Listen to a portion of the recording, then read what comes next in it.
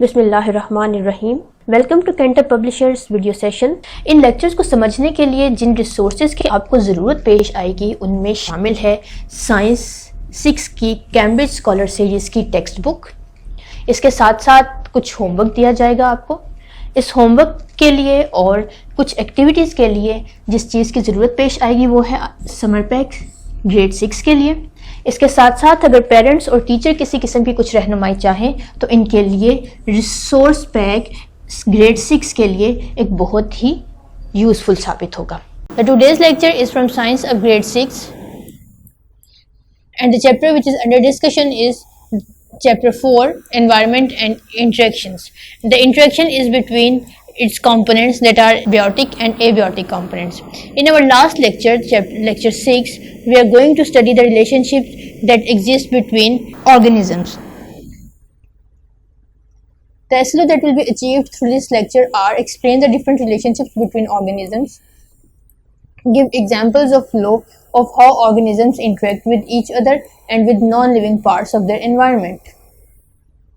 दो SLOs हम achieve करेंगे। एक में हम ये स्टडी करेंगे कि ऑर्गेनिजम्स में किस तरह के रिलेशनशिप्स एग्जिस्ट करते हैं, और दूसरा हम ये स्टडी करेंगे, एग्जांपल्स देखेंगे कि कौन कौन से ऑर्गेनिजम्स किस तरह के रिलेशनशिप में सर्वाइव कर सकते हैं और ये नॉन लिविंग पार्ट के साथ कैसे इंटरेक्ट करते हैं।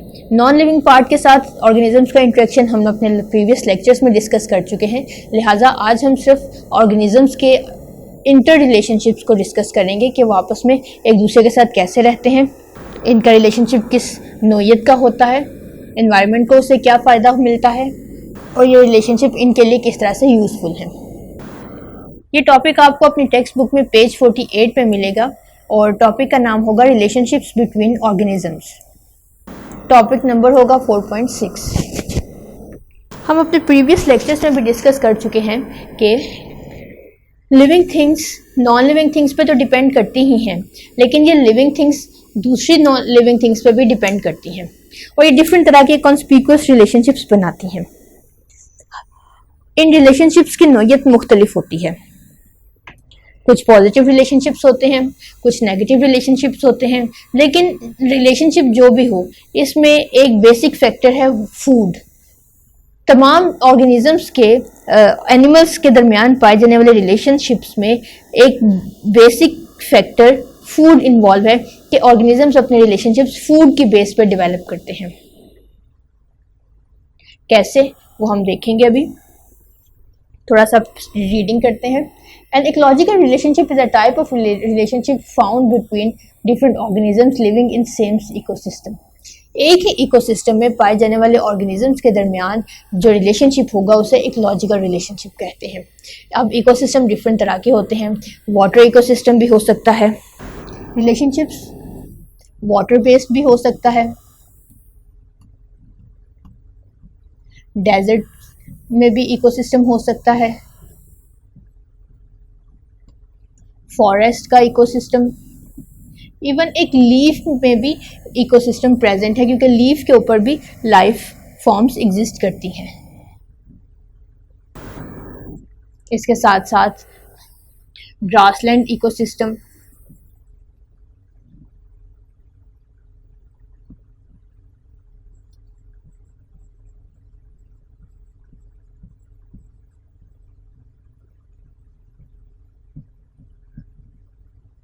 फिर आप कह सकते हैं कि आर्कटिक इकोसिस्टम यानी टुंड्रा में जो इकोसिस्टम पाया जाता है नॉर्थ पोल और साउथ पोल में। तो डिफरेंट टाइप के रिलेशनशिप्स हमें इन तमाम तरह के इकोसिस्टम से मिलते हैं। गार्डन का भी एक इकोसिस्टम हो सकता है, एक ड्रेन का भी इकोसिस्टम होता है, वहाँ पे भी लाइफ एग्जिस्ट करती है। तो इकोसिस्टम कोई भी हो वहाँ पे जो लिविंग ऑर्गेनिजम्स हैं वो एक दूसरे के साथ रिलेशनशिप डेवलप कर लेते हैं। इन रिलेशनशिप्स को इकोलॉजिकल रिलेशनशिप्स कहा जाता है। All the organisms living in an ecosystem are connected with each other in different ways. Each organism is dependent on other for its need, और ये नीड कौन सी है? Food, basic, the most basic need food है, और उसके बाद shelter. There are Some kinds of ecological relationships. Predation is the first kind of ecological relationship in which species harm to the other for the sake of its own benefit. So, अब predation कैसा relationship है ये हम पढ़ेंगे. Symbiotic ecological relationship is further divided into two types. एक तरह का relationship होता है symbiotic. एक तो दो मेजर टाइप के relationships हैं.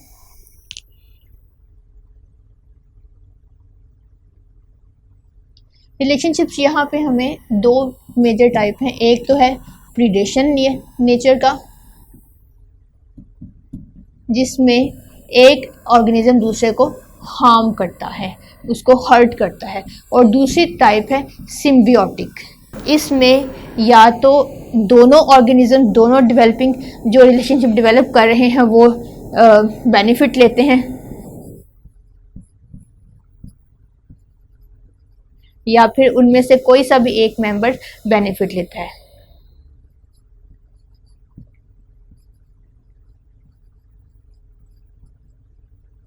या फिर दूसरी सूरत यह है कि one of the member get benefit.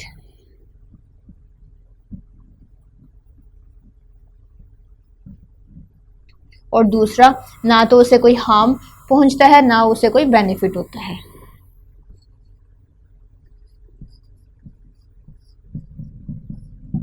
ठीक है. And other member remains unaffected. So अब ये जो हमारा सिम्बियोटिक रिलेशनशिप है, इसकी फर्दर टाइप्स हैं. एक इसकी टाइप है म्यूचुअलिज्म और एक इसकी टाइप है parasitism. Following is the detail of all these interactions among living organisms and their environment. अब हम इन सारे रिलेशनशिप्स को डिटेल में पढ़ेंगे कि ये कैसे होता है. सबसे पहले है हमारे पास predation. This is a relationship where one organism hunts and eats the other organism. This organism that hunts is called predator, while the organism being hunted is called the prey. यानी एक शिकार करता है और दूसरा शिकार हो जाता है. जो शिकार करता है वो predator है, जो शिकार हो जाता है वो prey है. Plants receive sunlight and utilize it in manufacturing of food. Animals eat the plant food and in this way the energy is shifted from plants to animals. अब यहाँ पे अगर एनर्जी फ्लो की बात करें तो एनर्जी आती है प्लांट्स से. प्लांट्स खाते हैं प्रे और प्रेडेटर खाते हैं प्रे को. तो क्या हुआ कि एनर्जी इनडायरेक्टली ट्रांसफर हो गई प्लांट्स से प्रेडेटर्स की तरफ. Other animals, in this way the energy flow is continued among the living organisms. For example, a snake eats a mouse. The snake is consuming mouse, so it is considered as predator, and the mouse is being consumed is called a prey. In another example, a striped marlin, a type of fish, is a predator. और ये water based ecosystem की बात हो रही है, आप figure में भी देख सकते हैं. That preys on sardines. Sardines is a type of small ocean creature.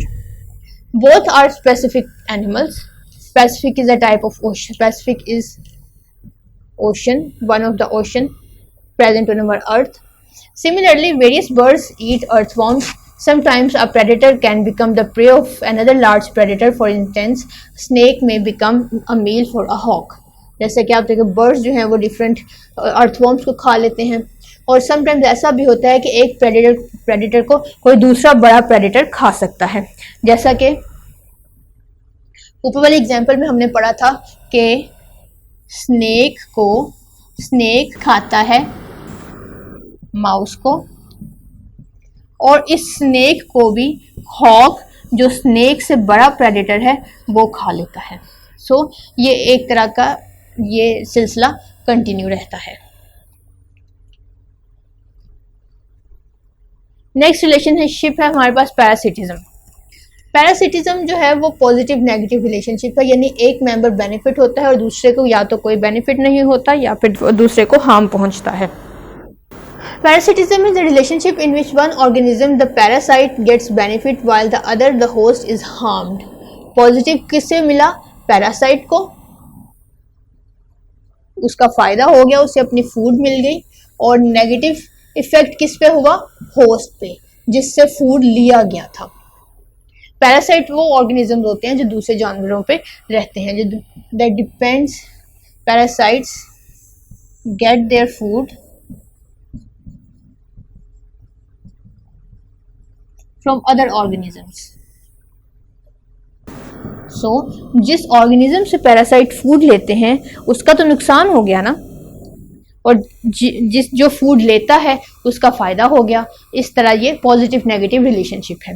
The parasite usually lives on और inside the other organism.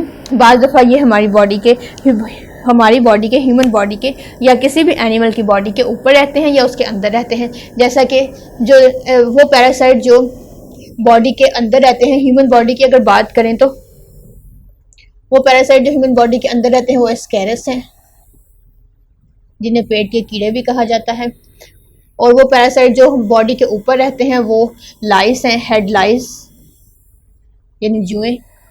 For example, mosquito is a parasite that feeds on human while transferring the disease called malaria. अब जो mosquito है वो भी एक parasite है, क्योंकि वो ह्यूमन से ब्लड सक करता है, ह्यूमन्स का ब्लड सक करता है और बदले में इन्हें क्या देता है, ह्यूमन्स को डिजीज़ कॉज करता है जिसे मलेरिया कहा जाता है. द पाइन बाग बीटल ये एक और तरह का इंसेक्ट है, पिंक कलर का ये होता है. इज़ अ कॉमन पैरासाइट जो कि दरख्तों में आम तौर पर पाया जाता है. द पाइन बीटल्स ले it's eggs in pine trees and its babies eat the layers of the trees which stop the tree from growing. अब जो bark है ट्री का वो उसकी प्रोटेक्टिव लेयर है. जब वो प्रोटेक्टिव लेयर ही ख़त्म हो जाएगी तो अल्टीमेटली ट्री का डिके स्टार्ट हो जाएगा, ट्री का डेथ टाइम स्टार्ट हो जाएगा. सो पाइन बाग बीटल्स भी एक तरह का पैरासाइट हैं और इनका होस्ट क्या है, पाइन ट्रीज. थर्ड टाइप का रिलेशनशिप जो कि पॉजिटिव रिलेशनशिप है वो है mutualism. A type of relationship in which both the organisms get benefit from each other is mutualism. It is a positive relationship क्योंकि इसमें दोनों members benefit लेते हैं. An example of this would be the bee and flower. Bee gets nectar and honey from the flower. The bee contributes back to the flower by spreading the pollen so that the flowers can reproduce. हमने पहले भी पढ़ा था कि plants की reproduction के लिए plants को अपने न्यू जनरेशन लाने के लिए पोलिनेशन का स्टेप करना पड़ता है. पोलिनेशन क्या है कि पोलिनेशन है पोलन ग्रेन्स का ट्रांसफर हो जाना एंथर से स्टिग्मा की तरफ.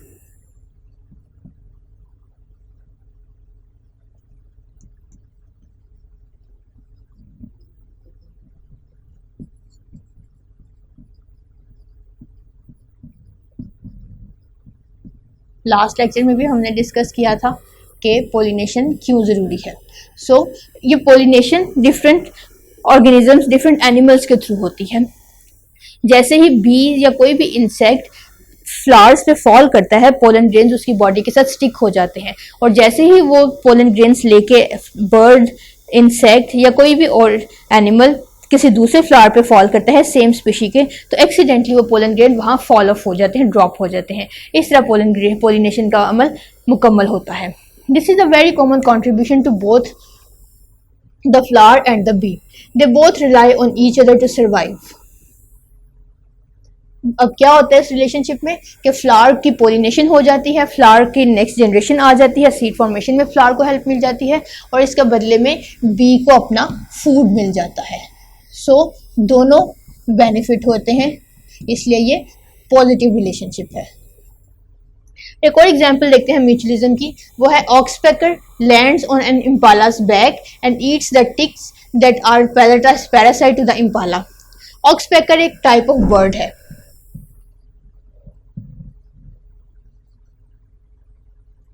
वो इम्पालस बैग पे रहता है और वो उसकी टिक्स, उसके जो बग्स प्रेजेंट होते हैं उसकी बॉडी पे, उसको वो एज ए फूड यूज करता है.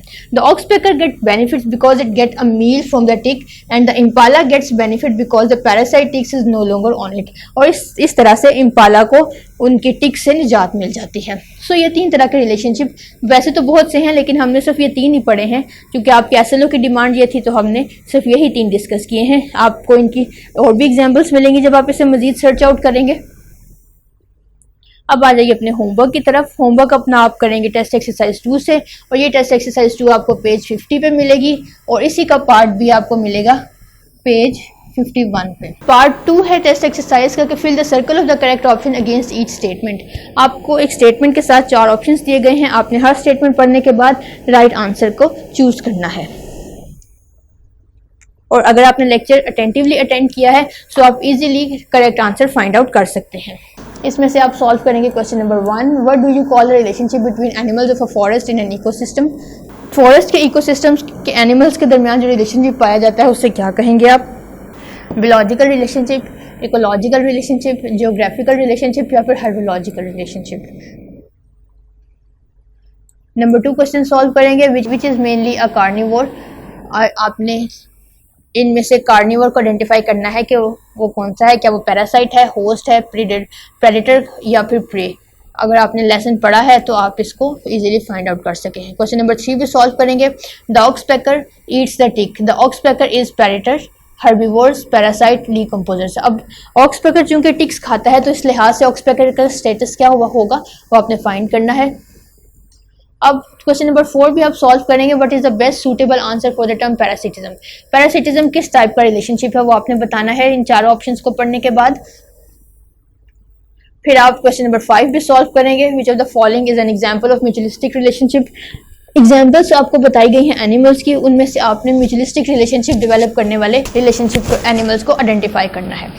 फिर आप आ जाएंगे अपने पार्ट बी की तरफ, टेस्ट एक्सरसाइज 2 के। यहाँ से आप डिफाइन करेंगे इकोलॉजिकल रिलेशनशिप्स को।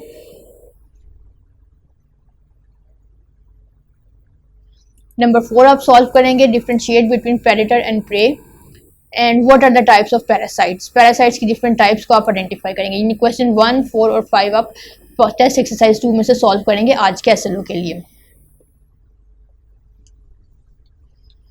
अब आ जाइए अपने रिव्यू एक्सरसाइज की तरफ जो कि आपको मिलेगा पेज 51 पे। यहाँ से आप सॉल्व करेंगे question number 5, parasite is a producer, consumer, decomposer और हर्बीवोर। जो भी पैरासाइट का स्टेटस है आप उसे लिखेंगे। फिर क्वेश्चन नंबर 8 सॉल्व करेंगे। Snake Yeats a mouse, what is the status of snake in this relationship. इस रिलेशनशिप में आपने स्नेक का स्टेटस लिखना है, क्या वो हर्बीवोर है, कार्निवोर है, पैरासाइट है या फिर प्रेडेटर है। क्वेश्चन नंबर 9 भी आप सॉल्व करेंगे पेज 52 पे। Oxpecker lands on the impala's back and eats the ticks, what is the relationship between them. इनका रिलेशनशिप फाइंड करेंगे आप। और फिर क्वेश्चन नंबर 10 भी आप सॉल्व करेंगे। आपने पैरासिटिज्म की एग्जांपल्स को फाइंड करना है दैट जेल में से। पार्ट बी देखिए, आंसर दीज क्वेश्चंस ब्रीफली। यहाँ से आप सॉल्व करेंगे question number 4, differentiate between mutualism and parasitism. आपने डिफरेंस बताना है म्यूचुअलिज्म का और पैरासिटिज्म का। फिर क्वेश्चन नंबर 5 देखें आप, give an example of predation in forest. Forest में कौन कौन से एनिमल्स प्रीडेशन करते हैं, प्रीडेशन का रिलेशनशिप शो करते हैं, आपने उनकी लिस्ट बनानी है या एग्जांपल देनी है। पार्ट सी में से आप सॉल्व करेंगे question number 7, give examples that how organisms interact with each other and with non living parts of their environment. और क्वेश्चन नंबर 6 आप सॉल्व करेंगे, elaborate the different relationships between organisms. इसके बाद आप अपनी एक्टिविटी सॉल्व करेंगे। Identify the following from given food chain. आपको एक फूड चेन बताई गई है जिसमें मुख्तलिफ एनिमल्स हैं। इनमें इस फूड चेन में से आप बताएंगे कि प्रोड्यूसर कौन सा है, प्राइमरी कंज्यूमर कौन सा है, सेकेंडरी कंज्यूमर कौन सा है, हर्बीवोर, कार्निवोर, ओमनिवोर, ये सारे कौन से हैं। और अगर इसमें से कोई मिसिंग एलिमेंट है तो वो भी आप बताएंगे कि क्या है और उसे कंप्लीट करेंगे। यहाँ से करने के बाद आप समर पैक अपना ओपन कीजिएगा। समर पैक में से आप एक्टिविटी 4.5 सॉल्व करेंगे। एक्टिविटी है कि plan a visit to a safari park, observe the life patterns of different animals and explain how did you find them interacting with abiotic factors, give observations of any 3 animals. आपने किसी safari park में चले जाएं, किसी जू में चले जाएं जहाँ पे एनिमल्स आपको मिले, वहाँ पे आप कुछ टाइम स्पेंड करें और ऑर्गेनिजम्स को, एनिमल्स को देखें कि वो किस तरह से एबायोटिक फैक्टर्स के साथ इंटरेक्ट कर रहे हैं। यानी उन पे हवा ज़्यादा चल रही हो तो क्या असर होता है, हवा ना चल रही हो तो उनका बिहेवियर कैसा होता है, पानी ज़्यादा मिल जाए तो कैसे रिएक्ट करते हैं, पानी ना मिले, फूड ना मिले तो कैसे रिएक्ट करते हैं। ये तमाम चीज़ें आप ऑब्जर्व करने के बाद अपनी एक स्टेटमेंट देंगे। इसके बाद आप एसएलओ बेस्ड एमसीक्यू की तरफ आएंगे। यहाँ से आप सॉल्व करेंगे question number 10, which of the following is not considered as positive relationship. आपने आइडेंटिफाई करना है कि इनमें से कौन सा पॉजिटिव नेगेटिव रिलेशनशिप नहीं है, रीजन भी बताएंगे आप। फिर क्वेश्चन नंबर 11 सॉल्व करेंगे, malarial disease is a result of predation, mutualism, parasitism, viral infection. Malarial disease बताएंगे कि उसकी कॉज क्या है और उसका रीजन भी बताएंगे। क्वेश्चन नंबर 12 सॉल्व करेंगे, which of the following is considered as positive relationship. आपने बताना है कि पॉजिटिव रिलेशनशिप इनमें से कौन सा है। इसके बाद आप सॉल्व करेंगे एसएलओ बेस्ड क्वेश्चंस। यहाँ से आप क्वेश्चन नंबर 10 सॉल्व करेंगे, how can you differentiate between predation and parasitism. दो तरह के रिलेशनशिप हैं, आपने इन दोनों में डिफरेंशिएट करना है। समर पैक के पेज 47 पे आए तो यहाँ से कुछ क्वेश्चंस आप सॉल्व करेंगे जो एसएलओ बेस्ड हैं। Explain predator pray relationship with the help of an example. दो इस रिलेशनशिप को यानी प्रीडेशन को आपने एक एग्जाम्पल के साथ बताना है। कोशिश करें कि वो एग्जाम्पल उस एग्जाम्पल के अलावा हो जो किताब में दी गई है। फिर आप क्वेश्चन नंबर 13 सॉल्व करेंगे, give an example of host parasite relationship in humans. Host parasite relationship की आपने एग्जाम्पल देनी है ह्यूमंस में।